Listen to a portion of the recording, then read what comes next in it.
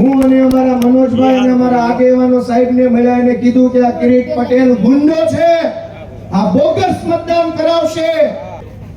આખા ગુજરાતના ભાજપવાળા કમલમને તાળું મારીને અહીંયા વિસાવદર આવી ગયા છે. સહકારી મંડળીના કૌભાંડ બાબતે 1 કલાકની આમને સામને આવી ડિબેટ કિરીટ પટેલ મારી હારે કરે. એ ડિબેટમાં હું હારી જાઉં તો 19 તારીખ પહેલા મારા બિસ્તરા પોટલા લઈને અહીંથી વયો જઈશ. એક તરફ સત્તાની તમામ તાકાત લાગી ગઈ છે અને એક તરફ મારી જેવો એક નાનો જુવાનીઓ ટક્કર લઈ રહ્યો છે. દોસ્તો,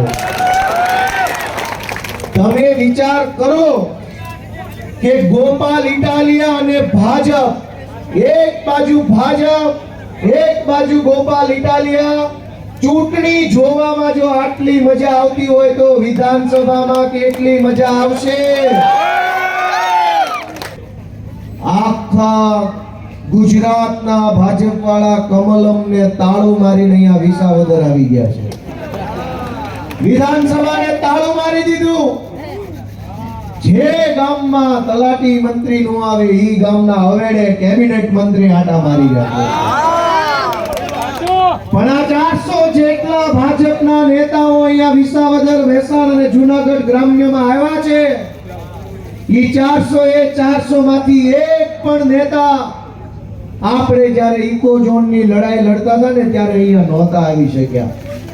કઈક કામમાં હતા, કઈક વ્યસ્ત હશે. વન મંત્રી પોતે અહીંયા વિસાવદરમાં છે, એને ઇકો ઝોન નથી દેખાતો. કૃષિ મંત્રી પોતે અહીંયા વિસાવદરમાં છે, એને ખેડૂતોને ખાતર નથી મળતું, ખેડૂતોને પાણી નથી મળતું, એ નથી દેખાતું. દોસ્તો, વાહન ને વન મંત્રી અહીંયા છે, એને આ વિસ્તારના તૂટેલા રોડ નથી દેખાતા.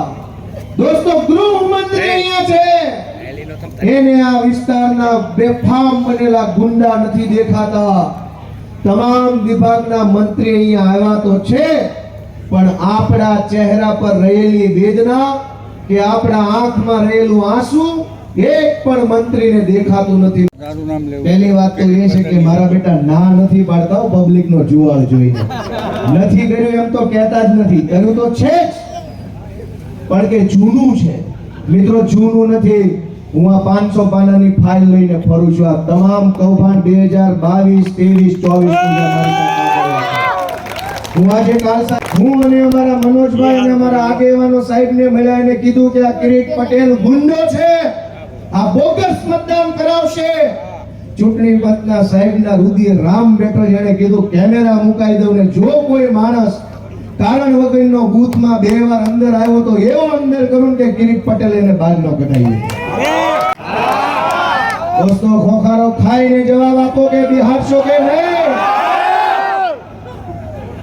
મારા બેટાને ઊંઘ નહીં આવે.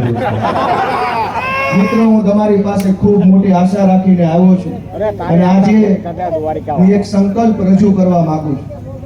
મિત્રો, મેં એક એફિડેવિટ કર્યું છે. 50 ના સ્ટેમ્પ ઉપર લખીને મેં કે આ ચૂંટણીની અંદર કિરીટ પટેલે કરેલા સહકારી મંડળીના કૌભાંડનો મુદ્દો આખા ગુજરાતમાં ગાજ્યો. ગામડે ગામડે વાત છે કે કિરીટ પટેલે કરોડો રૂપિયાનું ખેડૂતોનું કૌભાંડ કર્યું. મેં મુદ્દો ઉજાગર લૂંટ્યા છે અને લૂંટનો માલ લઈને ચૂંટણી લડવા માટે આવ્યા છે. દોસ્તો, પણ મેં જ્યારે આ કૌભાંડ ખોલ્યું તો કિરીટ પટેલે પોતે જવાબ નથી આપ્યો.